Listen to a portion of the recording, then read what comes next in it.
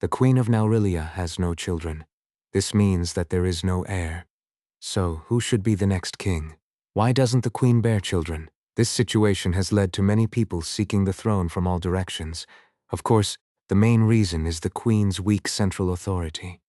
Because of this, some, like Count Molson, have falsely claimed to be king of the frontier. There are also those within the capital who wish to become the Queen's consort. Some have even come from other countries, offering their princes for the throne. Countless people are vying for the crown. Krang was one of them. Kryes hadn't seen all the people eyeing the throne, but even compared to Count Molson, it was enough. He was currently the most threatening contender for the throne, wasn't he? From that, Kryes gathered one thing. He's different in scale. Enkrid felt something similar. Even compared to Count Molson, it was clear. It was purely instinct, but Count Molson's aim was the throne. His goal ended there. But Krang was different. As a royal bastard, he didn't just look at the throne, he looked beyond it. He's seen the real problems of this country. Of course, Count Molson might have plans for after he seizes the country, but it's a matter of where the priorities lie. Is the throne the first step, or is there something more important that needs to be done first? What are they striving for? Where does their purpose lie? Amidst the sunlight, vines tangled over the right side of the barracks wall. Green moss wedged between the cracks of the wall, and vines gave off a vibrant sense of life. It was spring, and the temperature was starting to rise. It wasn't so warm that one would sweat while wailing, though. In this peaceful sunlight, a man who had drawn everyone's gaze smirked. And that's why I really didn't want to do it. His last words were almost playful. Is that so? Don't you ever feel that way? Haven't you ever not wanted to do something? Have you ever been tired of the path you're walking? Have you ever wondered if you really have to keep going? Enkrid mulled over Krang's words. He hadn't. He had never felt tired or unsure. Not once. He enjoyed wielding a sword. He found joy in the path he carved through it. Each moment in his journey toward becoming a knight was filled with ecstasy. Even though Krang's words were spoken lightly, the distinct atmosphere he carried did not waver. His eyes locked onto Enkrid's. At that moment, Enkrid felt like everything around them disappeared, leaving only the two of them. Can you really say there's been no hardship? It was as if Krang was asking him that. It seemed like the only answer he could give was yes. It wasn't pressure, but the atmosphere Krang created made it feel like he had to respond in that way. Krang's unique aura wrapped around him. Enkrid felt like he had become a sword, straight and unyielding. He spoke from the steady flame within him. There was no hesitation. Not at all. Enkrid answered. At those words, Krang's smile vanished from his face.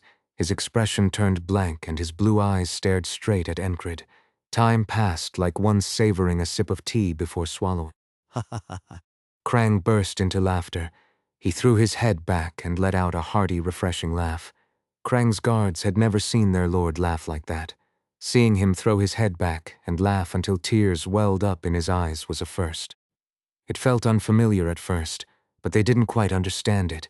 Considering how he lived up until now, it was almost surprising that he could laugh like that. Worrying about poison and having separate meals prepared was the least of his concerns. He was constantly plagued by assassination attempts. It was difficult just trying to figure out who was behind them each day.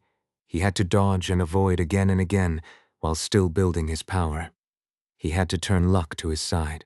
What do you expect me to believe in to support you? A noble had spoken those words, and the guards agreed with him. What reason is there to place trust and support in someone? Do belief and trust alone move you? Their lord changed the situation with just a few words and his natural charm. He captivated others and changed the course of events, yet he always respected the boundaries. There were lines he would not cross. He upheld what needed to be upheld. That was the life he had chosen. It was harsh and endlessly severe. The standards he set for himself were extremely high. That was why he shone. To shine means to capture people's attention, to fascinate them, and to stand out wherever you are. Is that why a colorful stone, which sparkles with light, holds more value than the things we eat, drink, or wear?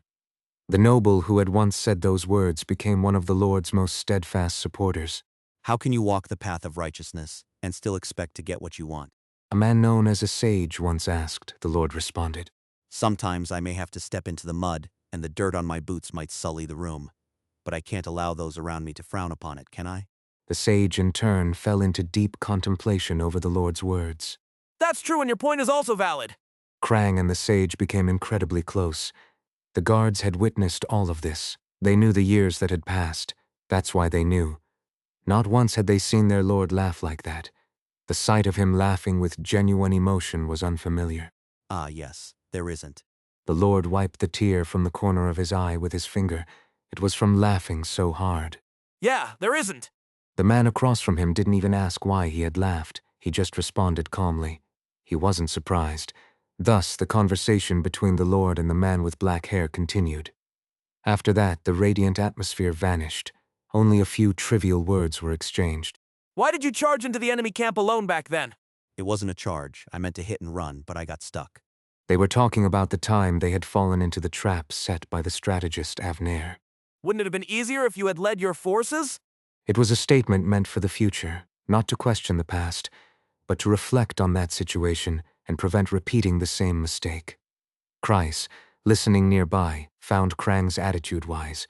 Just because it was a battlefield situation didn't mean there was nothing to learn. Krang wasn't questioning. He was showing a willingness to listen. He had a similar ability to Enkrid when it came to attentively listening to others. If I had, the damage to our forces would have been uncontrollable. Enkrid had survived by sheer luck. If he had led the troops into that situation, they all would have died inside. At least half of them would have been lost. In hindsight, it was the right choice. You didn't know that at the time, did you? Krang asked. I thought that if I attacked alone, I could draw enough attention, allowing our forces more freedom to move. So it was an elite operation, huh? To an outsider, this might seem like a serious conversation about strategy and tactics, but to them it was trivial. So it wasn't surprising that the topic quickly shifted. What's that scar from? Enkrid asked. It's from misjudging someone. Krang had a long scar under his chin. It was a wound that had nearly cost him his life. Enkrid didn't say much in response. He just had an attitude of, Oh, I see. however, internally, he wondered if Krang's judgment of people was flawed. What does it mean to be a king? A king is someone who commands people. Without the ability to discern others, one will inevitably suffer. There are times when meaning is conveyed without words. Enkrid's attitude was conveying just that. Even without speaking, what needed to be said was communicated. Seeing this, a vein bulged on the guard's forehead. It wasn't a matter of misjudging someone. If they knew the situation, they wouldn't speak so casually. I've learned a lot from that. Krang chuckled as he replied. This, too, was a new sight for the guards. Up until now, the most they had seen was a faint smile. The walk and conversation, enjoying the peaceful spring weather, came to an end. Until next time, friend. Kreis felt a bit deflated. Krang hadn't asked him outright to join his side after all. Why had he prepared all those counter-arguments then? No, but isn't this the moment when you say something? Normally, wouldn't you say something like, Why don't you dream of such a kingdom? Join my side and make those dreams a reality. I'll make sure you swim in gold coins, and you'll spend an entire month playing with different beauties. Isn't that what people usually say? Then again, if Krang were that kind of person, he probably wouldn't have made it this far, would he? Such thoughts ran through his mind. Are we friends? Enkrid asked Krang. Why aren't we? Let's just say we are. The conversation was the kind that made the guards' necks stiffen in tension. But they couldn't step in. Hadn't their lord told them to stand down? More importantly, they trusted that there was meaning and purpose in their lord's actions. But that didn't make it any easier to watch. It looked like their lord was practically handing over Krona and asking the other person to be his friend. In other words, he was offering silver coins just to become friends. The guard's jaw muscles tensed. Without realizing it, he was clenching his teeth. If this keeps up, I think that guard's whip might come flying at my head. Krang remarked. Try to dodge it well. Enkrid replied, smirking. Once again, Krang chuckled lightly. Enkrid also smiled faintly. After all, he had become friends with Leona, the owner of the Rockfried Trading Company, so it wouldn't be a bad thing to be on friendly terms with someone who might one day sit on the throne. But honestly, it wasn't for that reason. Enkrid simply liked Krang as a person. Well then. Yeah. Enkrid and Kreis left. Krang quietly watched them as they walked away. Seeing this, the guard spoke up. You do realize how dangerous it is for you to come here, right? I know. Krang placed one hand on his waist and looked up. The more he thought about it, the better the day seemed. The sunlight was warm and the air was gentle. It was the kind of day where it would feel great to lie on some grass and take a nap. The guard, observing this, felt compelled to ask a straightforward question. It was something their lord had said countless times. If you leave doubts unaddressed and don't communicate, misunderstandings will inevitably build up. Don't create situations where a simple conversation turns into a need for a drawn sword. The guard followed that advice. Then why did you come? Curiosity. He must have been referring to the man who had just left. Naturally, this question arose. The guard voiced it. Curiosity about his skills. Did they need to clash then? The guard wondered inwardly. Krang shaded his eyes with his hand against the bright sunlight and gazed up at the sky. The sky was clear with scattered clouds. Nice, he thought, and then answered. I was curious if he had changed. As Krang said this, he chuckled again. The guard tilted his head in confusion but left it at that. He couldn't ask about every little thing. He didn't need to know every detail of Krang's thoughts. All he needed to know was that his lord had come to confirm something, had confirmed it and was satisfied. That was what mattered. And with that, his own questions were resolved. There were no misunderstandings. I see, he replied. Yeah. Krang held Enkrid in high regard, more so than anyone else who knew him. In fact, he valued Enkrid more than Enkrid valued himself. If someone can remain unchanged like that. The unwavering pursuit of a path captivates those around. It draws them in and holds them. It influences them. From Krang's perspective, having influence was an extraordinary feat. If only he were involved in politics. A man who could have built a great family chose to wield a sword. He dreamt of becoming a knight. A knight stands at the pinnacle of martial power. So, what happens if someone like that becomes a knight? It doesn't matter. His demeanor is constant. He doesn't change. He simply follows his own path. Krang was satisfied because he had confirmed that. Indeed, Enkrid hadn't changed. He was determined to become a knight. Krang, on the other hand, was set on leading a kingdom.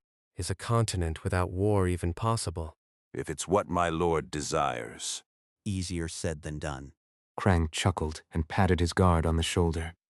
He was now back to his usual self, although his shoulders seemed a little more relaxed than usual. Was that just an illusion? Krang began to walk. Let's go. If we don't want to die, we still have to struggle. The guard knew this all too well. Yes. With the sun behind them, the guard followed Krang. A throne should be occupied by someone who doesn't want it. As they walked back, Enkrid said. Kreis corrected him. More precisely, it should be occupied by someone who knows what they're doing. Someone who doesn't even know what they're doing wouldn't be able to beg properly, let alone sit on a throne. Kreis mixed a proverb into his correction. Even to become a beggar, you need to know what you're doing, or you won't succeed. It was a saying from the continent. Enkrid's words were an answer to a question Marcus had posed. It's not about wanting and desiring the throne. It's about understanding its weight and knowing the path ahead. In that sense, he's quite an impressive person. Not because he's dumb, right? Enkrid's question had a different implication, and Kreis picked up on it. So he responded accordingly. No, that's definitely not it. Kreis speculated about why Krang had come to this place. What other reason could there be? He came to see this man. Why did he come to see Enkrid? Was it because he was a man making a name for himself, rising through the ranks? Was it because he'd become somewhat famous recently? Who cares? That's probably not the reason. Then what was sacrificed to see this leader? Time, place, information, position. Isn't it dangerous? Enkrid asked suddenly. He had sensed, or rather deduced, the dangers that might arise from Krang's presence here. That's what makes a great leader. Quick, thin king. Kreis, recognizing this, replied. Yes, I'm not sure if he'll make it out alive. Didn't he say he was heading to the royal palace? He had mentioned that before, that he would soon return to the royal palace, and he anticipated the journey would be perilous. Despite knowing that, he had come all the way to the border guard.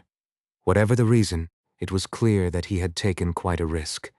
The border guard outpost Kreis had established had led to explosive growth in trade. Moreover, with the involvement of the Rockfried Trading Company, trade had literally skyrocketed. This had all happened in just a few months, and the city was buzzing with excitement. That meant more and more people were gathering, and when a large number of people gather, It becomes the perfect hiding place for those up to no good. It's impossible to block all the spies anyway. Kreis ensured that only the key facilities were tightly secured. As for the rest, he left them alone for now. He did plan to expand the Information Guild in the future, to tighten internal control, but that wasn't a priority at the moment. What if Krang was still under threat? Naturally, Kreis assumed that he was. Even now, Enkrid was muttering about the factors that guided his own judgment. That guard changed his stance. He's tensed, ready to move at any moment. He doesn't eat or drink anything unless it's prepared by his own people. He's been through some rough times. He doesn't seem to have any hidden guards around, so it doesn't look like he's surrounded by many people. Given that, there might not be a more dangerous place for Krang right now than the border guard. It seemed highly likely that as soon as he left this place, an assassin would ambush him, perhaps even attacking his carriage. Kreis nodded as he listened to Enkrid's words. He also understood why his commander was saying all this. The reason was simple. If you want to do something, shouldn't you just do it? Who leads the madman platoon? The madman with black hair and blue eyes, it was Enkrid. I get it, but we still need to know why. I agree that he's someone too valuable to die here. When they returned to the barracks, Marcus was already there. Enkrid, expecting that assassins, or their brothers, fathers, sons, or even grandfathers, would eventually show up, decided to speak before Marcus could start giving him a serious lecture. I'll escort him to the royal palace. You can discuss the fee with Kreis. Marcus let out a confused noise, and froze with his mouth still open. Enkrid's quick thinking had far surpassed Marcus's expectations. Huh? Where are we going? Rem asked from behind. He was already itching for action. Looks like I'll have to take him along, Enkrid thought, nodding to himself. In this state, Rem was bound to cause trouble. It would be better to keep him close. Enkrid had offered to become Krang's escort, but it wasn't something that needed to be done immediately. We'll stay here for about 10 days, or maybe just a week if it's short. Marcus said. Wouldn't it be dangerous to stay here any longer? Kreis interjected, but Marcus shook his head. Don't you think it's too much of an adventure just to come meet one person? Kreis quickly understood what Marcus was implying, as did Enkrid. They had come to see him, but that wasn't their only purpose. If coming to the city of Border Guard itself was an adventure, there must be other practical reasons behind it. It made sense. Count Molson was a big figure with influence that reached the noble society in the capital. Evading the eyes and ears of someone like that wasn't easy. Besides, the Queen still remained at the center. It was unclear if she had no interest in an heir, or if she had other plans in mind. And in this situation, there were those trying to usurp the Queen's throne. Would it be easy or difficult? They had started with no foundation, no position, no advantages. The only thing they had was the royal bloodline of a bastard prince. Well, there's also that unique charm, isn't there? Kreis thought to himself. It was only the second time he had ever seen a person who radiated such a presence. Of course, the first was Enkrid. Our captain is quite the peculiar one. Kreis mused. In Kreis' view, Krang was unique in a different way. He was someone who absorbed those around him, using them as stepping stones to move forward. He resembled a massive ship, carrying and sheltering those aboard as he sailed forward. Enkrid, on the other hand, was more like a banner than a ship. He stood alone, moving forward, sometimes becoming a beacon for others, a goal to aim for, or even a shield to block the way ahead. And he's highly skilled, too. At any rate, that ship, no, Krang, was fighting a difficult battle. The fact that he was not only enduring but also achieving something in such a fight proved something significant. It demonstrated the formidable capabilities of both the individual and those around him. So are we leaving or not? Rem asked, now filled with eagerness after the cold had passed. Rem hadn't understood any of the conversation going back and forth. He simply picked his nose and pressed the matter. Wait. Enkrid said, knowing how to handle the beast. He showed Rem the palm of his hand. Wait a little longer. His tone was as if speaking to a puppy. Rem silently hefted his axe. Naturally, the axe moved faster than his words, continuing its swing. Half of it was intentional teasing. With the remaining time, they sparred, trained, and honed their skills repeatedly. It is easier to dig deeper when digging one hole rather than multiple. Choose just one and dig. This is what they tell you when you first pick up a weapon, whether it's a sword or an axe. Direct, heavy, deceptive. fast and smooth. Which of these will you dig into? Ask 10 skilled swordsmen and all 10 will give you the same answer. If you dig multiple wells, no water will come from any of them, and eventually you will die of thirst. Of course, you still need to dig a well where water is likely to come out. In other words, you need to choose the right path for yourself. However, that's a detailed and somewhat different discussion, so let's set that aside for now and focus on the conclusion. Dig one well. Even if you gather 100 people and ask, the answer will be similar. But Enkrid didn't do that. He dug into many wells, the heart of the beast, sensory techniques, the isolation technique, focus point. He dabbled in various forms of swordsmanship. 100 people would say this was the wrong path, yet not a single member of the Madmen platoon would criticize him for it. They wouldn't question it. While it might appear as truth or a principle when 10 or even 100 people say it, when 1,000 or 10,000 are gathered, a few might provide slightly different answers. Why does it have to be that way? They would ask, or perhaps, Why bother? Just follow where your hands take you. and when they say such things, they hear. Are all geniuses like you? Most of them were treated as madmen or objects of envy. It was understandable. Even though they hadn't taken the usual path, they advanced alone. They didn't run at the same speed as others. Ordinary people who watched such individuals had to wrestle with frustrating and despair. Talent was a form of discrimination. The world is not fair. The goddess of luck does not love everyone. Everyone knows this. Enkrid also often heard similar advice, Dig just one well. whether it was focusing on the Valen dual sword technique or something else. How about concentrating on the fast sword? At the very least, you'd improve more than you are now. He often heard suggestions to master the quick strike sword, where everything was staked on the first blow. Those who said such things appreciated Enkrid's perseverance, but Enkrid didn't do that. He didn't dig just one well. To be precise, he couldn't. If he had done so, he wouldn't have survived. Especially after that curse-like blessing, he naturally became adept at various things. Did he never think about the advice to dig one well during that process? He did, but he ignored it. Not everyone's advice could be correct. Enkrid acted according to his instincts. Above all, it was the joy that guided him. This is fun too. And that was fun as well. The repetition of the today turned things that could be painful into pure joy. Once he began enjoying it, the need to question whether it was one well or many wells disappeared. On top of the techniques taught by the Madman platoon, he built his swordsmanship. The entire process was enjoyable over and over again. Every day was new. Waking up every morning felt like receiving a gift. Growth, change, and progress completely immersed him in joy. This was only possible because Enkrid wasn't normal. Even if it meant crawling, he moved forward. Could recognizing that be enjoyable? No, not everyone could feel that way. It was something only Enkrid could do, because he sincerely appreciated the fact that he wasn't allowed to become complacent. Every day, every moment, felt new and enjoyable. All the enthusiasm, the curse-like blessing, and the strange fate that remained after a chance encounter with the Madman platoon had come together, allowing Enkrid to draw water from every well. Swordsmanship, weapons, and martial arts talent, if I had to divide them, I'd split them into two. This was something a city instructor had said. He was a man with his own principles and firm standards. One is here.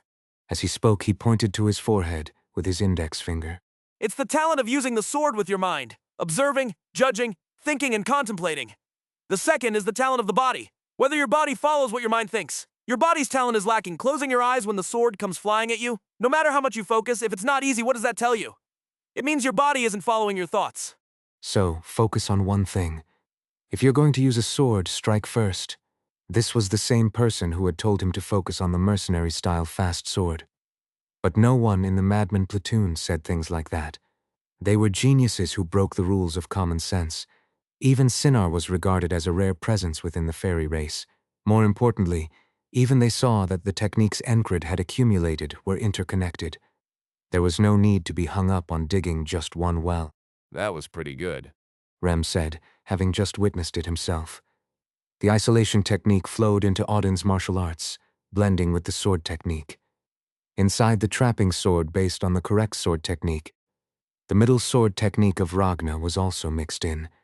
Just a moment ago, Enkrid had swung the silver longsword in his right hand downward while placing his left hand on Ember, and advancing his left foot half a step forward. Ember was a fast and straight thrust. With such momentum, Rem had to swing his axe, deflect and divert. In an instant, his thoughts flowed and he made his conclusion. But Ember didn't fly. Even the sword falling from above lacked weight. Just when Rem thought, what kind of trick is this? Enkrid used his two main sword techniques as bait to close the distance. He then initiated a close-quarters battle. It was a technique that incorporated the Valen mercenary sword technique. Moreover, both sword strikes were infused with the intensity of looking like the real deal. This was thanks to the insight gained from learning the crushing sword. That's insane. Rem shouted excitedly in the moment.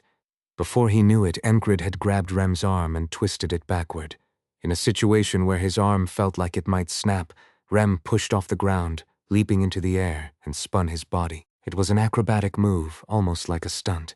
Since his arm was being twisted, he rotated his body in the same direction.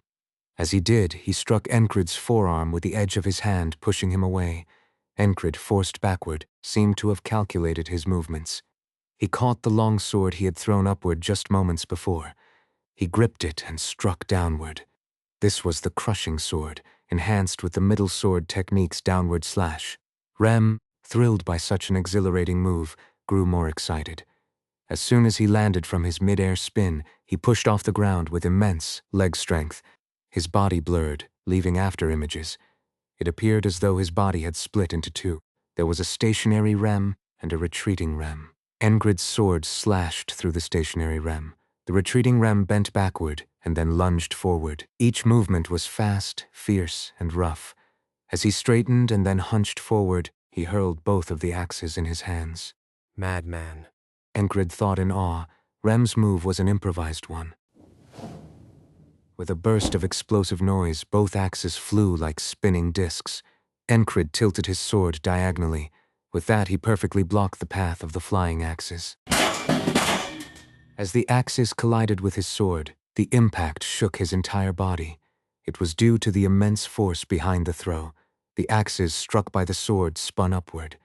Tracing strange arcs in the air, the two axes plunged into the ground with a heavy thud. With the weight concentrated on the blades, there was no chance they would fall handle first. Enkrid stood, his knees half bent, gripping the longsword with both hands, holding it diagonally. Let's stop here. Rem said, stopping after seeing that Enkrid had blocked the axes.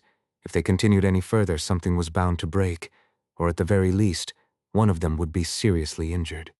After all of this, Rem's comment was, That was pretty good. Catching his breath, Enkrid asked, That was an improvised throw, wasn't it? You know it, so why ask? Rem replied with a mischievous grin. Enkrid's technique of throwing the sword had come after days of deliberation, but Rem's wasn't like that. He improvised the move based on observing his opponent. Even so, its execution was exceptional. And what would you have done next? Enkrid asked. Sling charge, then martial arts. He was referring to what he would have done after throwing the axes. It was a deadly technique not suitable for a sparring match. He would have slung stones, charged forward, and then followed up with punches and kicks. Rem's martial arts skills were also top-notch. What made it even more terrifying was the reckless charge he would launch while his opponent was busy dodging or blocking the stones. He would exploit the moment when his opponent's breathing became disjointed, their movements disrupted by the need to evade the stones. Impressive. Enkrid said. Enkrid nodded, picturing Rem's movements in his head. Not bad. He said. Rem also nodded, pleased with Enkrid's progress. Of course, he hadn't learned everything all at once. It was indeed a peculiar talent. At some point, Enkrid would suddenly master something, but from the perspective of those watching him, his growth appeared slow and steady. Yet he never hesitated, never stopped, and had no prejudices. He purely admired and responded to his opponent's techniques, reflecting on them. How admirable that attitude was. Are you enjoying yourself? Rem asked. What's there to even say? Enkrid replied. Aside from Rem, he occasionally sparred with Ragna, swinging his sword, and he continued his training with Audin as well. In the midst of all this, Take me with you. without even knowing what the mission was, Dunbachel had stepped forward. She wanted to join the escort mission. Enkrid nodded in agreement. It was certain that assassins or something else would surely emerge. Would this be dangerous? Was the path ahead full of thorns? Was this a task laden with risk? Most likely. And yet, even knowing this, Enkrid felt a sense of excitement. Why do you look so thrilled? Big Eyes asked, who had a sharp sense of things. Each time, Enkrid answered honestly. Who do you think is going to come after us? In Kreis's mind, a few assassin groups he knew of quickly flashed by. Having started his life in the back alleys, he knew quite a lot. Actually, he knew even more now. Running Gilpin's guild like an information network had brought him considerable knowledge. Troublesome people! At Kreis's words, Enkrid broke into a wide smile, so bright it reminded Kreis of spring sunlight, causing him to frown. Is this something to smile about? And why wouldn't it be? Thump Thump Rem, who had been watching, tapped Kreis on the head. If y'all start to understand what's going on in his head, you'll end up just as crazy. Enkrid felt a bit annoyed by that statement. The craziest person was calling him crazy. Isn't there a saying about this? Like how a ghoul might call a dog-faced man ugly. No, that's not right. That's a phrase used when similar people are tearing each other down. A more fitting phrase would be, A dog covered in filth chastising a dog covered in dust. That's better. Fine. Come on then, Rem. I accept your challenge to a duel. Where did I ever challenge you to a duel? Rem asked, confused. In everything you said. That just sounded like picking a fight. In Kreis's eyes, the two were quite similar. As they dealt with various matters, 5 days quickly passed. The task finished sooner than I expected. Marcus had officially made the request. The royal family was commissioning them for an escort mission. Publicly, it was to escort a member of a noble family's trading company. Privately, it was to protect a bastard prince of the royal family. The time frame was separate, and they were to be the target of the request. The route would take them from the border guard to the capital of the kingdom.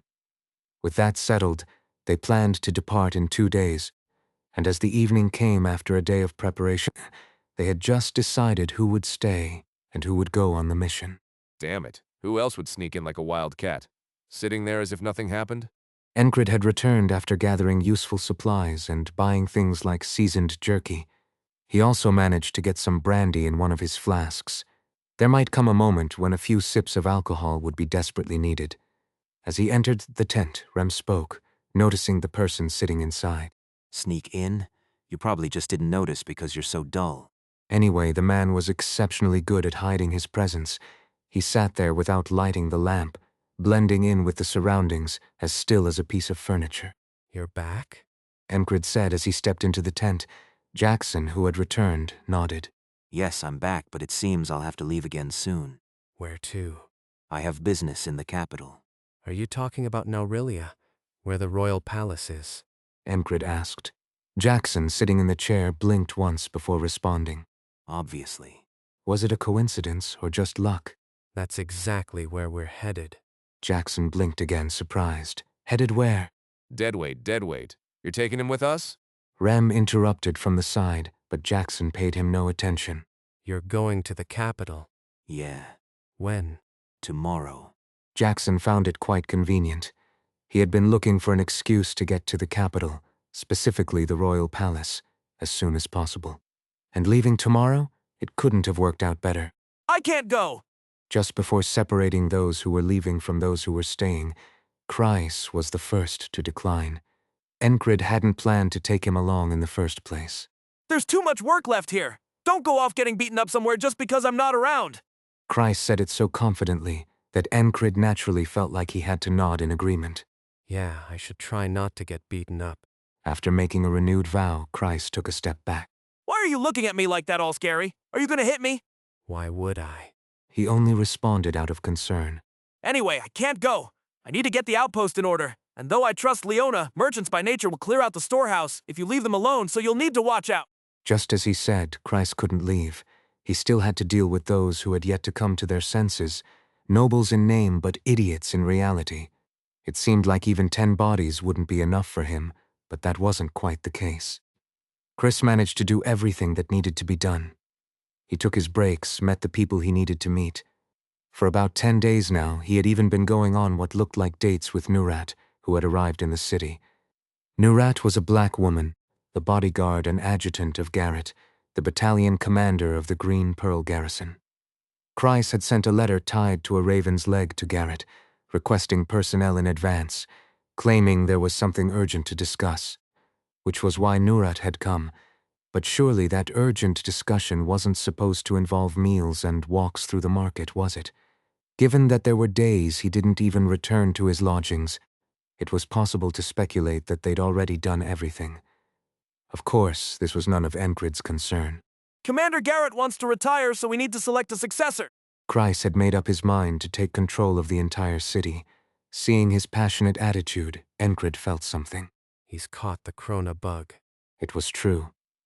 Kreis had plans to make this city prosperous.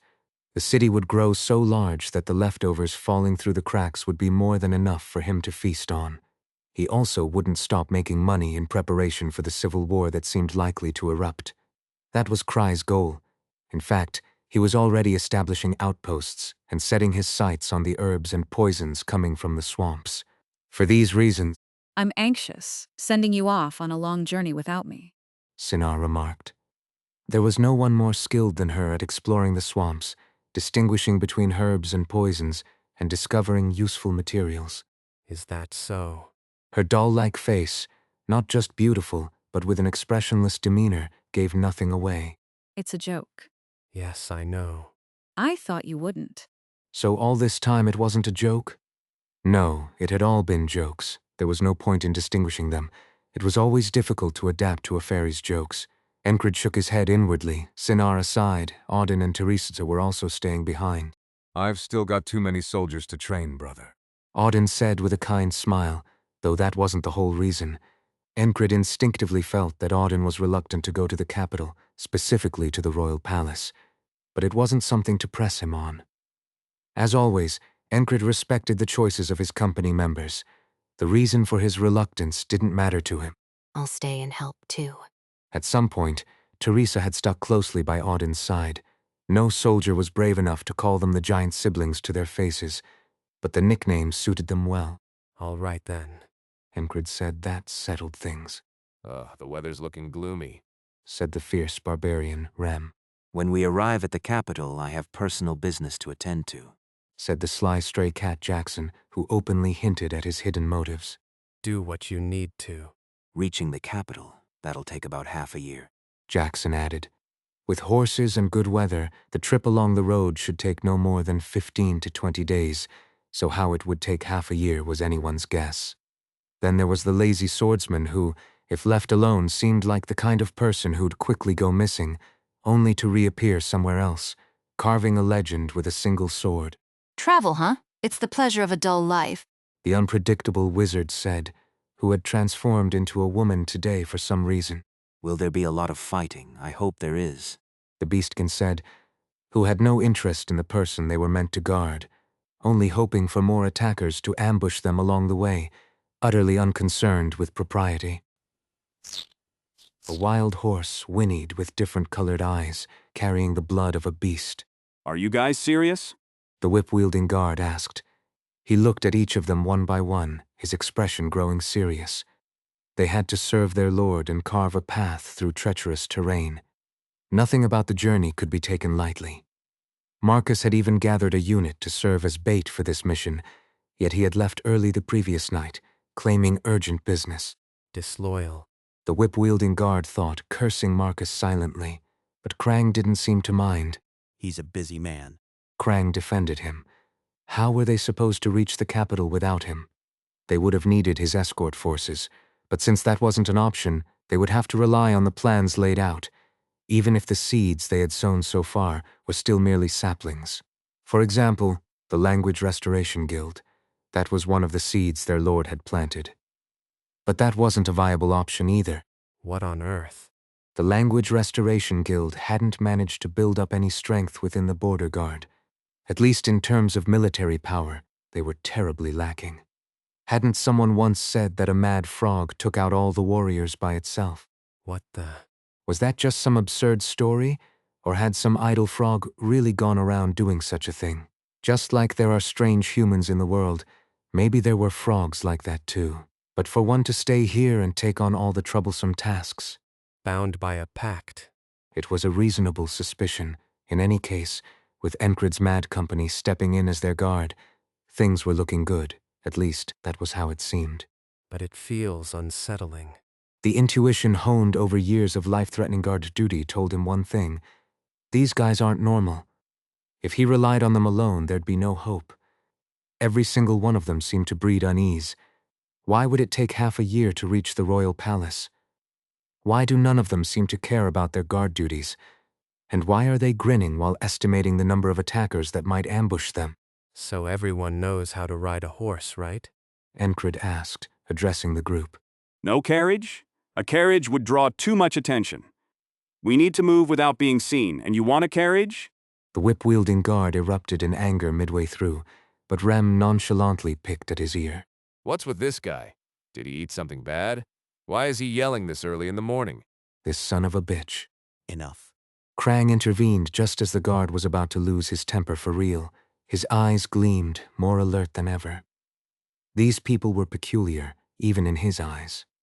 While Kreis had vaguely picked up on it, Enkrid knew instinctively, and Krang had incredible insight. In short, he had an exceptional eye for people. It wasn't some magical ability to see through everyone's hearts. Interesting individuals. He could tell instantly. These people were anything but ordinary. The rumors about them seemed to have underestimated them. Madmen. Krang thought. Whoever gave them that name deserved an award. He couldn't think of a better way to describe them, and that's despite having enjoyed poetry and writing since childhood. Uncontrollable forces. It was obvious at a glance. These weren't people who moved at anyone's command. But then why were they gathered here? To protect themselves? Not a chance. Stop talking about carriages. Get it together. This is a mission. You're going to escort the person right in front of you to the capital. Enkrid scolded Rem, who then glanced over at the two people standing there. Those two? I'm the guard, said the whip-wielding guard, finding it particularly difficult to keep his composure today. At first, he managed to calm himself down somehow, but the unfamiliar appearance of his lord and the events that followed, which defied all logic, shook his equilibrium. On top of all that, he just didn't like any of this. Everything added up, making him unusually agitated.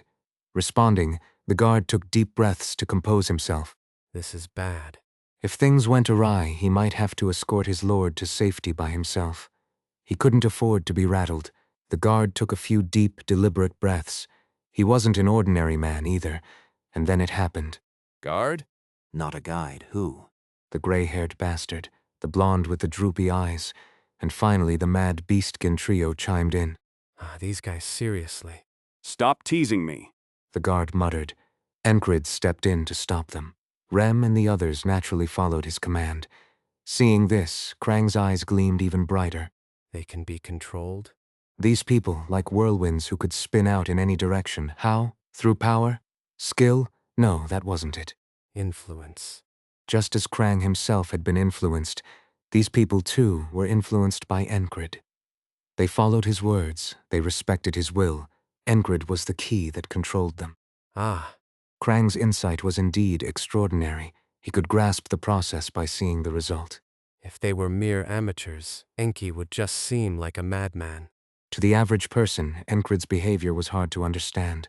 Standing by his side would be even harder. He was a difficult person to be around, but at the same time, he was not someone who could be ignored.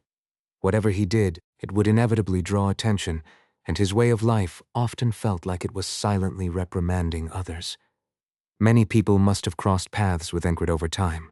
Some would have criticized him, some would have tried to ignore him, and some, no doubt, would have admired his persistence, but none of them could have stayed by his side.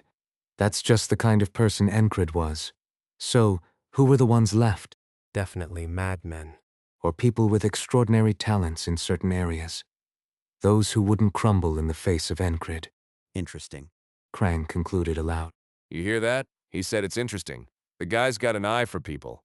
What did you say your name was again? Rem asked as he approached Krang, throwing an arm around his shoulder. It was a casual gesture, but not one you'd make towards someone destined to be king. If Krang had been a noble, Rem would have had his arm cut off by now. But Rem didn't care about such things, and neither did Krang. Before the guard could have a fit, Krang waved his hand and answered. Krang, good. I'll protect you. Let's go. Recently, the weather had been bright and sunny, but today the sky was overcast. Gray clouds blocked out the morning sun. Why are you coming? Enkrid asked the odd-eyed horse trailing behind them. Of course, there was no one who could communicate with a horse. The guard wondered. What in the world is he doing, trying to talk to a horse? Ah, you're bored. I guess you've explored all the surroundings by now. Fine, come with us. It really looked like Enkrid was talking to the horse. As he spoke, he stroked the mane of the odd-eyed wild horse. It had no saddle and no horseshoes. That guy's not normal either. The guard thought. Enkrid only appeared normal in comparison to the others. Determined to stay alert, the guard resolved to keep his wits about him.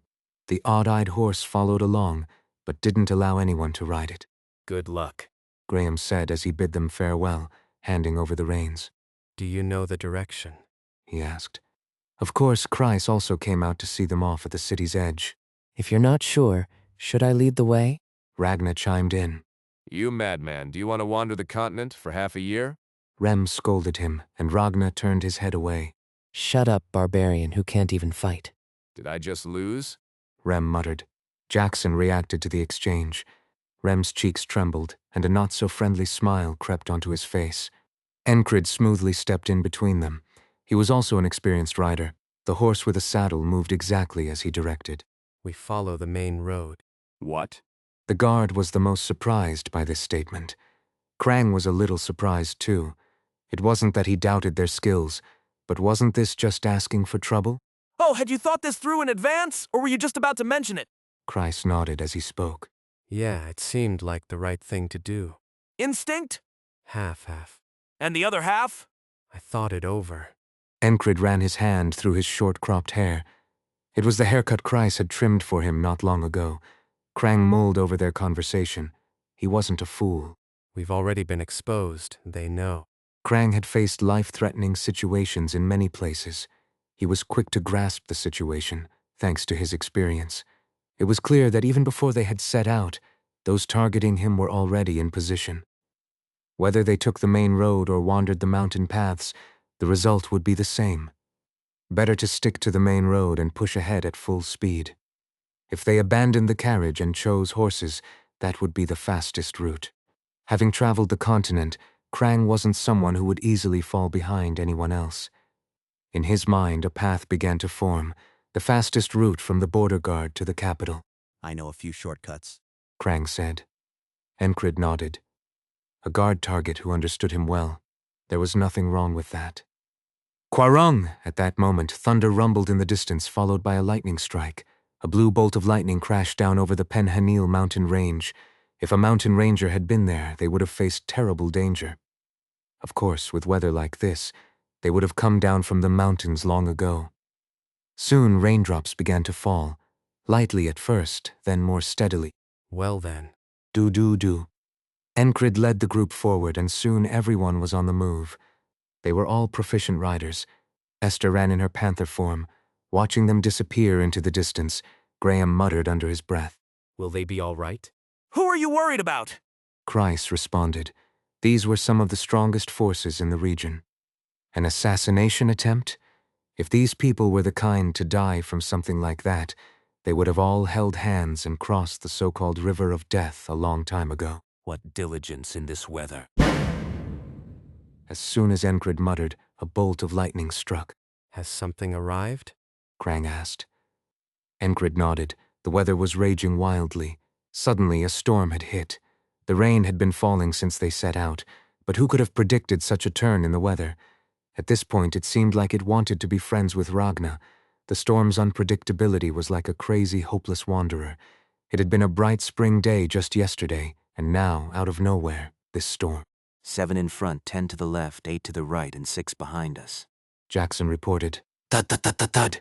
The downpour showed no signs of letting up. The rain seemed intent on drilling into the earth.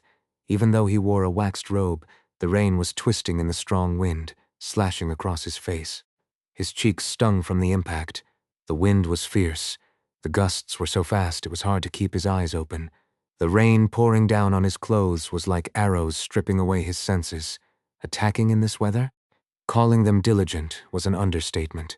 The opponent was either highly professional or had no choice but to be here. Do they have families being held hostage or something? Is that why? Enkrid raised his voice, addressing the front. As he spoke, he took a step forward, and his boot sank halfway into the muddy path. It was one of those days where every step was a struggle. To ambush in this weather? Wouldn't they catch a cold? The thought crossed his mind innocently. There was a path, but only in the loosest sense, paved with large stones scattered left and right. It was said that one of Krang's ancestors, a wise king, had paved the road. Thus, the path's name was the blessing of the royal family. It stretched from the frontier all the way to the royal capital. Following the path would lead you to the royal palace itself. This structure of cities lined along the road was the core of the kingdom of Naurilia. And then a sudden thought crossed his mind. Even on such a clear road, how could Ragna always get lost? At that moment, the genius of losing his way, Ragna, turned around. The ones who had been trailing them were closing in step by step. Those blocking the front were doing the same. Squinting his eyes to get a clearer view, Enkrid could see what was coming. There were 3 or 4 figures in armor with short swords in hand, along with a few others letting their arms hang loosely. One of them, standing at the front, spoke, or rather shouted. His voice pierced through the downpour. Are you mercenaries or the reserve forces? There's no need to risk your lives for this. We're only after one person. Nonsense. Except for the one doing the talking, their momentum had already shifted. Talking while attacking. It was a technique used in the Valen mercenary sword technique. The enemy was pulling the same kind of trick. Enkrid gave up trying to read the movements of those closing in from all directions. It has to rain a lot to be able to hear the sound.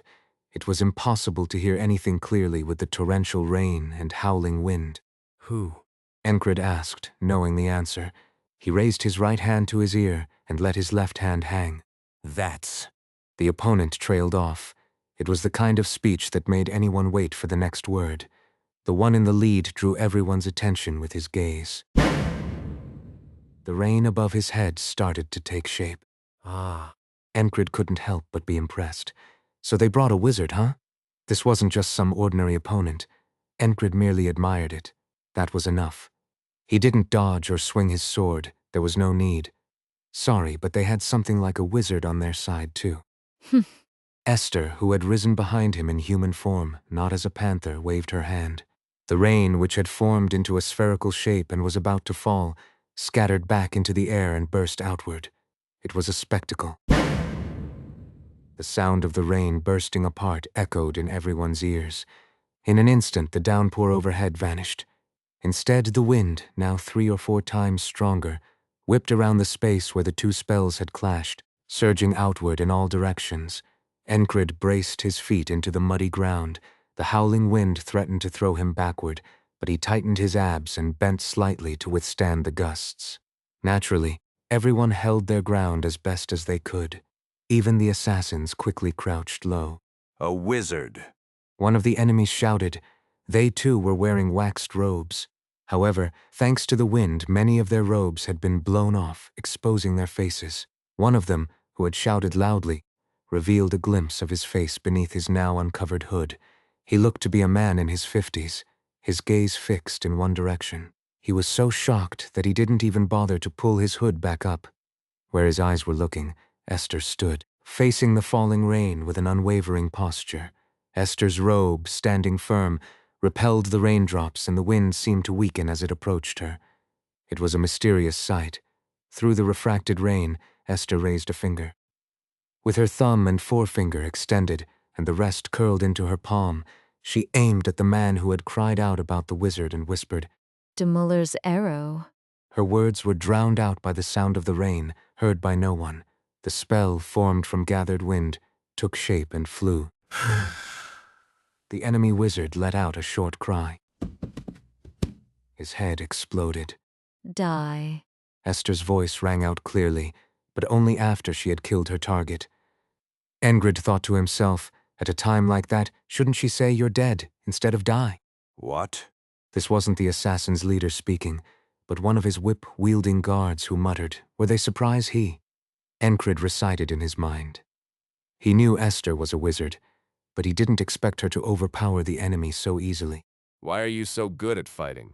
Rem asked Esther, his tone casual. I've always been good at it. Surprisingly, Esther wasn't on bad terms with Rem as she answered him without hesitation. Nice. Rem nodded in approval. Kill them all. The assassin's leader finally snapped out of it and ordered. The rest of the enemies swarmed in from all sides. Had they already forgotten their spell failure? No, it was because they were well trained. What does being well trained mean? It means doing what needs to be done at the right moment, and they did just that. They maintained their formation, shooting poisoned daggers and bolts from crossbows instead of recklessly charging. Enkrid had experienced escaping from a place where soldiers encircled them, with traps and both sorcerers and wizards joining the attack. Compared to that, this could hardly be called a proper ambush. Moreover, now he had Rem, Jackson, Ragna, Dunbachel, and Esther with him, and the enemy wizard had died with his head blown off from the start. We can break through easily with our strength alone. At the same moment Enkrid thought of it, he swung his sword. 5 crossbow bolts aimed at Krang clanged off his silver longsword and ricocheted away. The whip-wielding guard also pulled out a shield, blocking one side. Daggers thudded into the shield with a rapid thunk-thunk-thunk. The tall shield did its well. Meanwhile, Rem charged into the group of assassins like a raging beast. As soon as he charged, the assassins scattered in all directions. But the moment they spread out, their limbs flew through the air. They weren't quick enough to escape before Rem reached them. Rem was faster in reaching them than they were in getting away. Enkrid's eyes caught a glimpse of Rem's axe after his charge came to a halt. It was a weapon Rem had modified at the blacksmith. Make the handle longer, will you? Rem's axe had a handle much longer than a regular one. If his old hand axe had been half the length of his forearm, this one was at least half again as long. The axe swung silently in a graceful arc, slicing through the arms, legs, and heads of his enemies. Its attack range was much longer than it appeared. You dodged? Rem muttered, turning his body. He saw one enemy who had barely dodged the swing of his axe. In weather like this, wearing a gambeson or heavy metal armor was difficult. The enemy had the same problem. He wore a thin leather armor, studded with small spikes, and wielded 2 short swords in both hands. As he shrugged off his half-removed cloak, he shouted, You crazy bastard. He looked more like a mercenary confident in his own abilities than an assassin. Do you know who I am? He yelled. Rem responded with his weapon. His arsenal wasn't limited to just his axe. He had 2 throwing axes dangling from his waist, and even carried a collapsible spear strapped to his back. He also had short daggers scattered all over his body. One of those axes sliced through the rain and wind. As Rem's left hand flashed, the throwing axe spun through the air, lodging itself in the man's head. The mercenary's legs flew out from under him as he crossed his swords in front of his chest. It was an instinctive reaction, one he executed just before death, blocking in front of him, but the axe had already embedded itself in his skull. The 2 swords clashed together uselessly and then dropped limply. His arms fell slack, his body losing all strength. The man's back hit the ground with a dull thud. The axe remained stuck in his head like a tree stump, proving its lethal existence. The pouring rain quickly washed away the blood. Watching this, Enkrid realized something. It wasn't just a matter of overpowering them. This was beyond that. They don't know. That much was immediately clear. The assassins had targeted Krang's life, but they had no idea who had joined him to protect him. They had made a hasty decision and moved quickly, rushing forward without stopping to think. Their only concern had been to block the road. It was, of course, a trap. That's why Kreis had advised taking the main road quickly. Enkrid hadn't expected them to fall for it so perfectly. Gah. Screams echoed in quick succession. It was coming from the back. Ragna was rampaging. Each time his long, thick sword moved, blood spurted from the enemy's necks. Was it an exhilarating display of a middle sword technique? No, he was killing each one with precise posture and thrusts. With Rem charging ahead and Ragna covering the rear, the situation was under control. Amidst it all, the most excited one darted forward, causing chaos. Here, over here. Right here. Dunbachel advanced, swinging her scimitar. She kicked off the ground, her thigh muscles straining, and sprinted like a streak of light. 3 assassins among the group targeted her with slings. They spun strings and handcrafted launchers above their heads, hurling smooth, rounded stones. Dunbachel's eyes widened as she saw this. Where did these unlucky bastards come from? Her pent-up frustration burst out. Of course, the speed and power of their throws couldn't compare to what Rem could hurl. Dunbachel twisted her wrist as she drew her scimitar. With the broad blade of her scimitar, she intercepted the incoming projectiles. There wasn't the sound of stone colliding with steel as one might expect. Was the sound drowned out by the storm? No. Dunbachel skillfully absorbed the force of the stones with her scimitar's flat side, then deflected them. Ting, ting, ting. It was a marvel of precision, adjusting the angle just right. It was a display of finesse and boldness combined, a feat of skill. Dunbachel, too. Was she a genius as well? Of course, if she wasn't, there'd be no reason for Rem to take her under his wing and train her. Deflecting the projectiles, she charged forward. While Rem seemed like a raging beast, Dunbachel was a beast, literally. She was a beastkin, after all. The fur soaked in the rain didn't seem to slow her down at all, and she moved with incredible speed. Her scimitar swung in wide arcs, forcing her enemies back or slicing through the bodies of those who let their guard down. Occasionally, she would drive her claws into an opponent's head. Anyone unlucky enough to get caught by her claws found their leather helmets split wide open, useless for protection. Where the hell did these monsters come from? One of the assassins shouted. Enkrid was busy deflecting crossbow bolts and daggers aimed at Krang. After knocking a weapon to the ground, he kicked it up onto his foot, caught it in his hand, and flung it. The dagger lodged itself into the forehead of the very assassin who had just shouted. Oh, sorry. Were you in the middle of talking? The dead man said nothing more. With a dagger in his forehead, he collapsed to the ground, his limbs twitching violently. The rain showed no sign of stopping. Shh. Neither did the thunder. Lightning flashed in the distance once again, followed by the rumbling of thunder. Enkrid casually spoke up. Have you always been this popular? The question was directed at Krang. Recently, even more so. Krang replied. Must be nice, like being the continent's most famous bard. It's just a fleeting moment of fame. Krang calmly bantered back, taking Enkrid's joke in stride. Having taken an interest in poetry and writing since childhood, Krang was just as skilled at making light conversation. The whip-wielding guard wanted to say it wasn't the time for jokes, but kept his mouth shut. It made sense. The battle was ending almost as quickly as it had begun. Esther, who had killed the enemy wizard, stood silently beside Enkrid. Rem had wiped out the enemies blocking the way by throwing his axes at the fleeing survivors. The one presumed to be the leader had died in the first charge, his skull split open. Ragna was no different. The 6 who had blocked the rear thought that if they could just land one solid strike, they could kill Ragna. Ragna merely made it seem that way, but if they had noticed, they would have recognized his skill at first glance. It was only after being killed one by one with thrusts as precise as practice moves that they realized the difference in skill. By then, it was too late. Jackson occasionally sidestepped or took out enemies aiming for openings by stabbing their hearts, returning to his original position immediately afterward. The rest were taken care of by Dunbachel. Hey, where are you going? She shouted in frustration at one of the fleeing enemies. They'll run away, Enkrid remarked, prompting Dunbachel to let out a disappointed sigh. Crazy woman. The guard had now figured out Dunbachel's identity as well, but regardless of her madness, it was clear just from watching her fight that she was no subordinate. Dunbachel hadn't been idle all this time. After rolling through endless training under Rem, she was a different beast compared to when she first fought Enkrid. What surprised the guard most, however, was the man standing before him.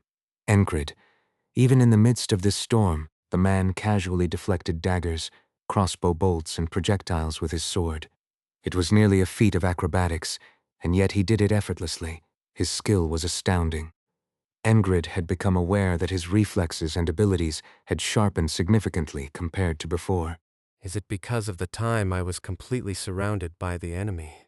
His instinctual blade was sharper than ever, so much so that blocking unseen attacks had become second nature.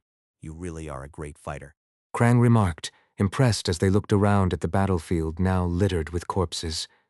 Whether these bodies would later turn into ghouls or drowners, monsters said to be born only in rivers or storms, was uncertain. But that wasn't a concern for the moment. Well, let's get moving again. Enkrid quietly led the group forward. With the battle dealt with, it was time to resume their journey. The storm raged on for another day, and finally stopped when it seemed like it couldn't get more tiresome. It was truly a miserable rain. Let's rest for a bit. Enkrid said after the rain stopped. Water was still dripping off him, and through the clouds the sun barely peeked, as if it couldn't decide whether to come out. But that would soon tilt westward as well. The gloomy weather was fading, about to give way to true darkness. Let's do that. Rem nodded. The madman platoon wasn't the problem. Krang held up well too, but the horses were a concern. They still had 10 more days of riding ahead, and the horses were already getting tired. That wouldn't do. Above all, if they didn't deal with their soaked bodies, they were bound to catch a cold. If anyone started coughing, it'd become a hassle, and if the horses got sick, that would be an even bigger headache. Because of the storm, they hadn't slept properly and just kept walking. Are you really going to spend the time we gained on this? The bodyguard muttered to himself. They had killed all the ones sent to kill them, buying some time. Shouldn't they be moving now, getting outside the enemy's expected range? Enkrid nodded at his words. Yes, that's exactly what we're going to do. It was like he was answering. The bodyguard with the whip said nothing further. What was there to say? His best bet was to focus solely on protecting his lord. It wasn't like arguing would make a difference anyway. He'll figure it out. A certain respect, or perhaps a kind of trust, had started to form. Rem, let's light a fire. You always make me do the annoying jobs, don't you think? Do I? Should I send Ragna instead? If they sent Ragna to gather dry wood, they might see him again around this time next year. That's enough. Rem waved his hand dismissively. Dunbachel, come along. Enkrid assigned someone to help him. Fine. Dunbachel joined, clearly not happy about it. Rem noticed and commented. You want to die? I want to live. No one wants to die. Their banter slowly faded as they moved away. It was just pointless jokes. The two stepped off the road and headed toward the forest. In the meantime, Enkrid, Jackson, and Ragna dug into the ground. The odd-eyed horse who had followed them while soaked helped out too. Quite the skill you've got. Krang commented as he watched. The odd eyes kicked at the ground, making a hole. Enkrid placed a flat stone over the hole. Even though the rain had poured heavily, their supplies wrapped in oilcloth and leather hadn't gotten wet, but there were no cooking utensils among them. Instead, they had salt and dried jerky. Enkrid took some salt and jerky from their stash. The flat stone would serve as a good tool to grill the jerky. Rem and Dunbachel returned, carrying some branches that, despite the storm, hadn't gotten soaked through. Enkrid took the half-wet branches and split them into kindling by hand. He then took out a flint from the supplies and started a fire. With a few sharp clicks, sparks flew, and soon flames came to life. As he blew gently on the fire, it grew stronger. He added a few more branches. If it weren't for the rain, they could have made a bigger fire, but this was the best they could do for now. Let's dry our clothes. Other than Esther, the only woman here was Dunbachel. But when she transformed, she could cover her whole body with fur. She would easily strip down without care for who was watching. It was ridiculous for a beast woman to be embarrassed about their nakedness, after all. It's not about you, it's about other people's eyes. Cover up. Enkrid taught Dunbachel a bit of consideration. Am I too attractive for them? Pfft. The panther snorted at that remark. Dunbachel didn't pay much attention to it. Enkrid found that somewhat curious once again. It suddenly struck him. Esther wasn't on bad terms with anyone in the company. In fact, you could say she got along well with everyone. Why? Was there really a reason? There was. It was because of the way everyone treated Esther. They didn't ostracize her for being a wizard. The world's usual view of witches didn't apply to this group, especially to Rem, who dabbled in spells himself. To him, she was practically a kindred spirit. Even though their roles and abilities were entirely different, there was a sense of camaraderie. That's why Rem was so friendly. Ragna didn't care whether Esther was a wizard or a sorceress. Din, in the past, would have condemned her as a heretic, but not anymore. He had learned from watching Enkrid and had opened his mind. He now addressed Esther respectfully, even calling her sister. As for Teresa, there was no need to even mention it. She had seen many wizards within her own cult.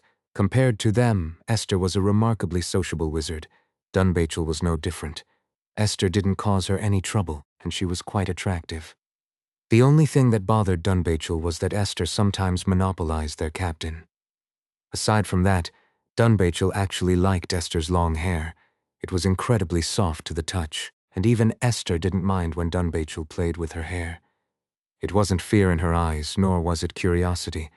Everyone simply recognized her as a person and respected her as such. How could anyone dislike that? Am I starting to like people? It was rare for Esther to feel this way, but she took it as a good sign. Wizards, after all, existed to explore and study. Even this moment was worth exploring for Esther. How would these relationships affect her magic? It was definitely something worth researching. Esther, dry your fur too. Enkrid read. At his words, Esther quietly settled down beside the campfire.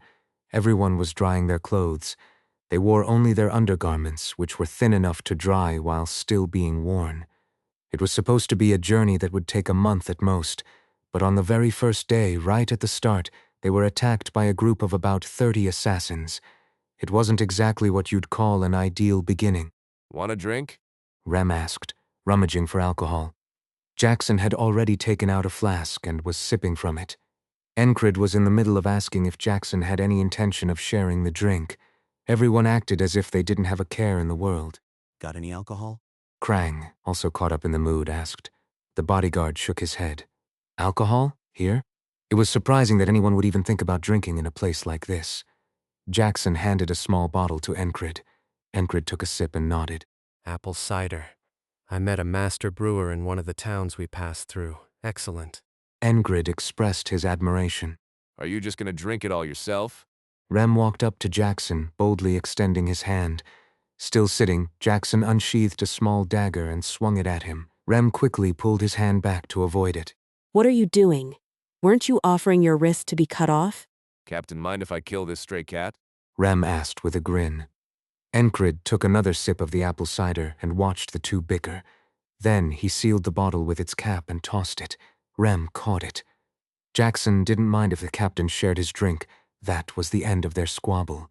Once things cooled off, they both turned away from each other, barely acknowledging the other's presence.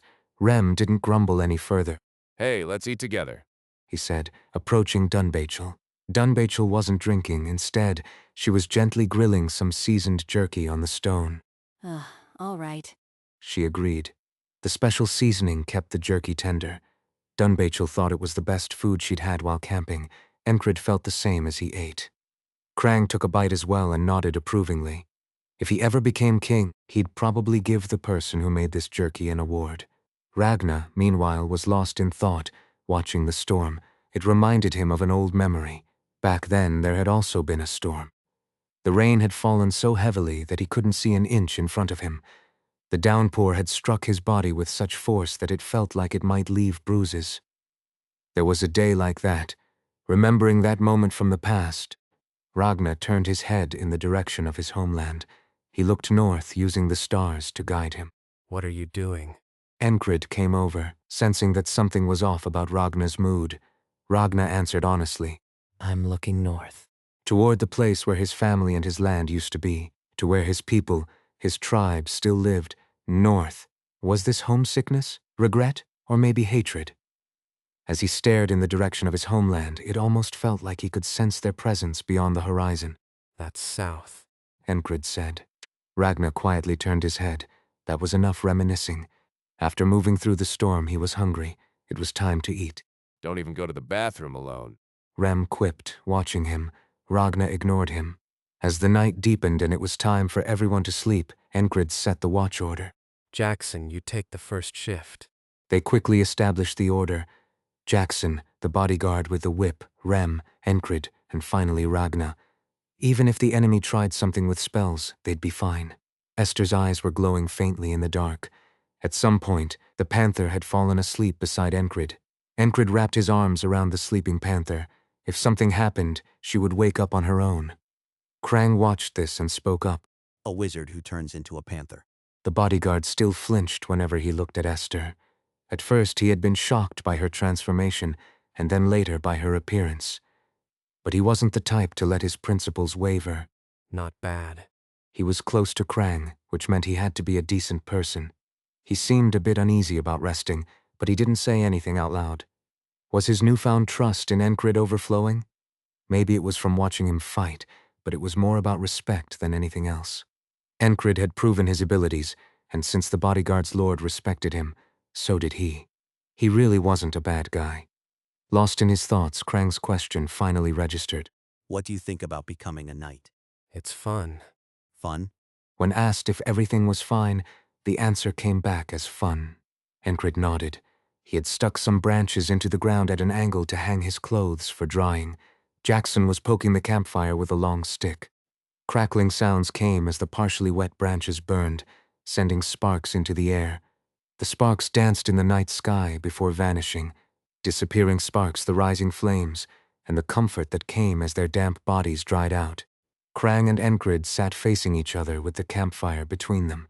Beyond the comforting flames, Krang's eyes appeared red, reflecting the firelight.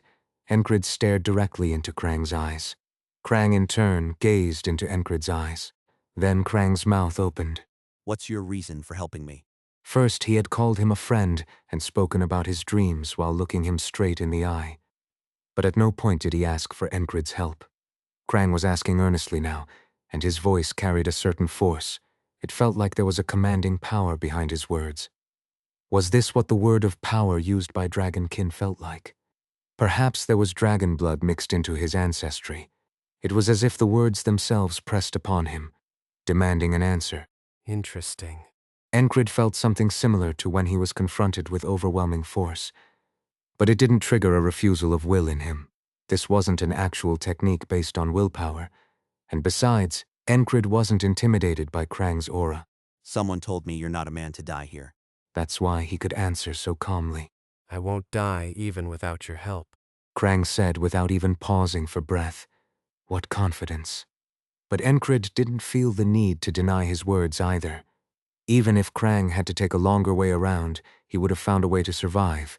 If he didn't have that kind of resolve, he wouldn't have survived this long. Enkrid had thought about it before helping Krang, after deciding to help, and even on that night after talking with Kreis. Why am I helping him? Because he want to fight? Because being around him makes it seem like assassins and challenges will come their way. Courage was certainly one of the core elements that made up Enkrid. That much was true. But that wasn't all. There was something deeper, something more fundamental that prompted him to act. It was because he wanted to become a knight. A knight is someone who protects. So what must a knight protect? They protect the ones behind them. And who will you allow to stand behind you? Enkrid wasn't serving Krang, and he hadn't sworn any oaths. But he knew Krang wasn't someone unworthy of protection.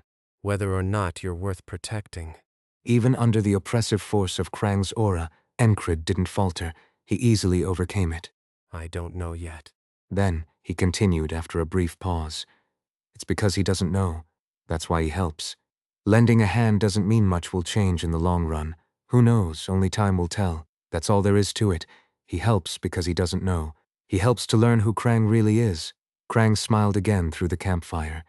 It wasn't a loud, fierce laugh like before, but a deep, quiet smile. Enkrid remained impassive. A knight choosing a king. Neither of them were kings or knights just yet. To be chosen by such a person, that would truly mark the beginning of my royal path. The bodyguard frowned at what Enkrid said, but quickly returned his expression to normal. Seeing his lord speak with such sincerity left him with no unease. Enkrid was speaking from the heart. He was talking about the start of his royal path. If the man before him was the beginning of that path, so be it. The bodyguard had already made his choice. And besides, I just want to do things that'll annoy Count Molson, Enkrid added, mentioning his small grudge. He hadn't forgotten how that man had refused to send reinforcements and pulled underhanded tricks. Count Molson? Yeah, a man like the genitals of a stray dog. Enkrid's ability to use vulgar language with a touch of elegance was a skill in itself. This time, Krang chuckled. Stray dog's genitals, huh? He thought it was a very fitting description. Their nighttime conversation was nothing more than a light-hearted farce. Rem, Ragna, Jackson, and Dunbachel had enjoyed watching the two talk, finding some entertainment in their exchange, but that was all. The next day, Krang's escort group hit the road again, and this time they encountered a group of monters. Ka-ah! Starting with a pack of human-faced dogs, they were met with a monstrous assortment, truly a twisted gift set of creatures.